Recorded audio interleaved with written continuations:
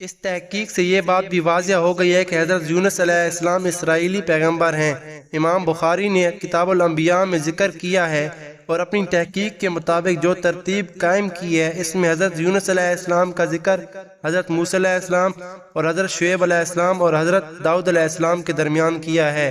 قرآن مجید میں مختلف مقامات پر حضرت یونس علیہ السلام کا ذکر آیا ہے، چنانچہ حضرت یونس علیہ السلام ہی کے سلسلے میں اللہ نے سورۃ یاسین میں فرمایا، اور پھر ایسا کیوں نہ ہوا کہ قوم یونس کی بستی کے سوا اور کوئی بستی نہ نکلی کہ نزول عذاب سے پہلے یقین کر لیتی اور ایمان کی برکتوں سے فائدہ اٹھاتی۔ یونس کی قوم جب ایمان لے آئی تو ہم نے رسوائی کا وہ عذاب ان پر سے ہٹا دیا جو دنیا اور ان کی زندگی میں پیش آنے والا تھا، اور ایک خاص مدت تک سامان زندگی سے بہرہ مند ہونے کی مہلت دے دی۔ مزید فرمایا، اور یونس کا واقعہ یاد کرو جب وہ ایسا ہوا کہ وہ راہ حق میں خوشمناک ہو کر چلا گیا، پھر اس نے خیال کیا کہ ہم اس کو تنگی آزمائش میں نہیں ڈالیں گے۔ پھر جب اس کو آزمائش کی تنگی نہ آن گھیرا تو اس نے مچھلی کے پیٹ میں اور دریا کی گہرائی کی تاریکی میں پکارا، خدایا تیرے سوا کوئی معبود نہیں، تیرے لیے ہر طرح کی پاکی ہے، حقیقت یہ ہے کہ میں نے اپنے اوپر بڑا ظلم کیا۔ پھر سورۃ صافات میں فرمایا، تب ہم نے اس کی دعا قبول کی اور اسے غمگینی سے نجات دی، اور ہم اسی طرح ایمان والوں کو نجات دیا کرتے ہیں۔ بے شک یونس پیغمبروں میں سے تھا، اور وہ واقعہ یاد کرو جب کہ وہ بھری ہوئی کشتی کی جانب بھاگا، اور جب کشتی والوں نے غرق ہونے کے خوف سے قرار ڈالا تو دریا میں ڈالے جانے کے لیے اس کا نام نکلا، پھر نکل گئی اس کو مچھلی، اور وہ اللہ کے نزدیک قوم کے پاس سے بھاگ آنے پر قابل ملامت تھا۔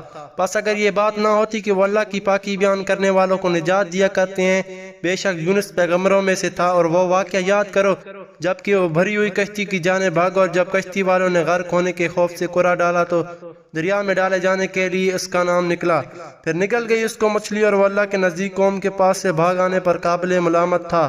بس اگر یہ بات نہ ہوتی کہ وہ اللہ کی پاکی بیان کرنے والوں میں سے تھا تو مچھلی کے پیٹ میں قیامت تک رہتا۔ پھر ہم نے ڈال دیا اس کو مچھلی کے پیٹ سے نکال کر چٹیل زمین، اور وہ ناتواں اور بے حال تھا، اور ہم نے ایک بیلدار درخت کا سایہ اس پر اگا دیا، اور ہم نے اس کو 1,00,000 سے زیادہ انسانوں کی جانب پیغمبر بنا کر بھیجا، پس وہ ایمان لے آئے۔ پھر ہم نے ان کو ایک مدت تک سامان زندگی سے نفع اٹھانے کا موقع دیا۔ اور سورۃ القلم میں حضرت یونس علیہ السلام سے متعلق فرمایا، پس اپنے پروردگار کے حکم کی وجہ سے صبر کو کام میں لاؤ، اور مچھلی والے یعنی یونس کی طرح بے صبر نہ ہو جاؤ۔ جبکہ اس نے اللہ کو پکارا اور وہ بہت مغموم تھا۔ اگر یہ بات نہ ہوتی کہ اس کے پروردگار کے فضل نے اس کو آغوش میں لے لیا تھا تو وہ ضرور چٹیلے میدان میں ملامت شدہ ہو کر پھینک دیا جاتا۔ پس اس کے پروردگار نے اس کو برگزیدہ کیا اور اس کو نیک بندوں میں رکھا۔ جہاں تک کہ حضرت یونس علیہ السلام کے حالات کا مفصل ذکر ہے تو حضرت یونس علیہ السلام کا واقعہ، جس کا کچھ حصہ قرآن میں مذکور ہے اور کچھ روایات و حدیث اور تاریخ سے ثابت ہے، وہ یہ ہے کہ حضرت یونس علیہ السلام کی قوم عراق میں موصل کے مشہور مقام نینوا میں بستی تھی۔ ان کی تعداد قرآن کریم میں 1,00,000 سے زیادہ بتائی ہے۔ ان کی ہدایت کے لیے اللہ نے حضرت یونس علیہ السلام کو مبعوث کیا تو قوم نے ایمان لانے سے انکار کیا۔ پس حق تعالیٰ نے حضرت یونس علیہ السلام کو حکم دیا کہ ان لوگوں کو آگاہ کرو کہ 3 دن کے اندر اندر تم پر عذاب آنے والا ہے۔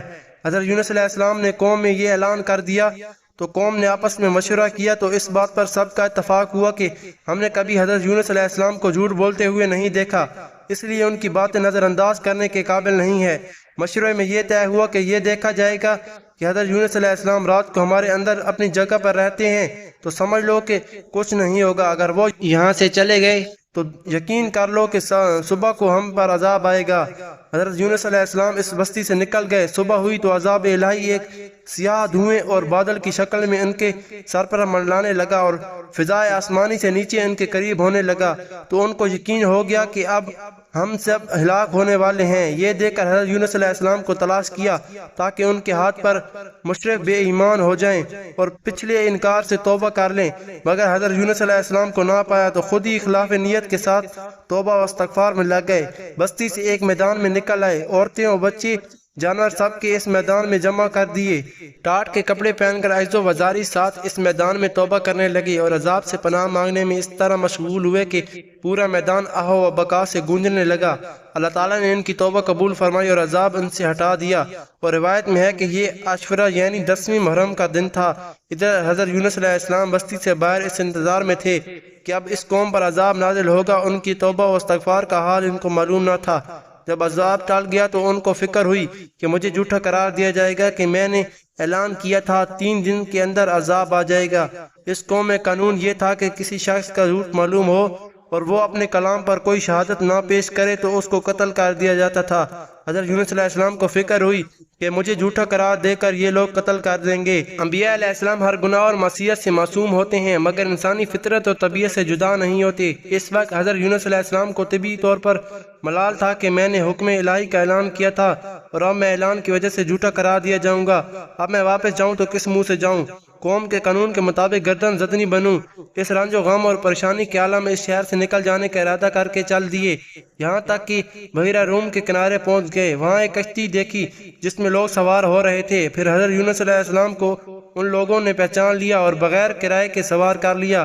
کشتی روانہ ہو کر جب بیچ میں پہنچ گئی تو دفتن ٹھہر گئی، نہ آگے بڑھتی تھی نہ پیچھے چلتی تھی۔ کشتی والوں نے کہا کہ ہماری اس کشتی کی منجانب اللہ کی شان ہے کہ جب اس میں کوئی ظالم گناہگار یا بھاگا ہوا غلام سوار ہو جاتا ہے تو یہ کشتی خود بخود رک جاتی ہے۔ اس آدمی کو ظاہر کر دینا چاہیے کیونکہ ایک آدمی کی وجہ سے سب پر مصیبت نہ آئے۔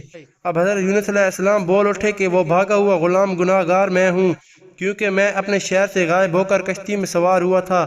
ایک طبی خوف کی وجہ سے تھا کہ اذن الہی نہ تھا کہ بغیر اذن کے اس طرف آنے کو حضرت یونس علیہ السلام کی پیغمبرانہ شان نے ایک گناہ قرار دیا کہ پیغمبر کی کوئی نقل و حرکت بلا اذن کے نہیں ہونا چاہیے تھی۔ اس لیے فرمایا مجھے دریا میں ڈال دو، تم سب اس عذاب سے بچ جاؤ گے۔ کشتی والے اس پر تیار نہ ہوئے بلکہ انہوں نے قرآن اندازی کی تاکہ قرآن میں جس کا نام نکل آئے اس کو دریا میں ڈال دیا جائے۔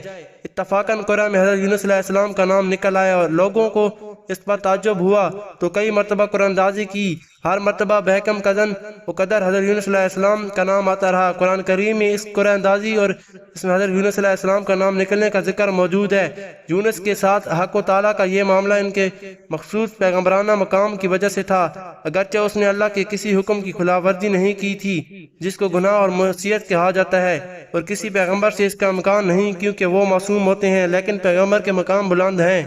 یہ مناسب نہ تھا کہ محض خوف طبی سے کسی جگہ بغیر اذن خداوندی منتقل ہو جائیں۔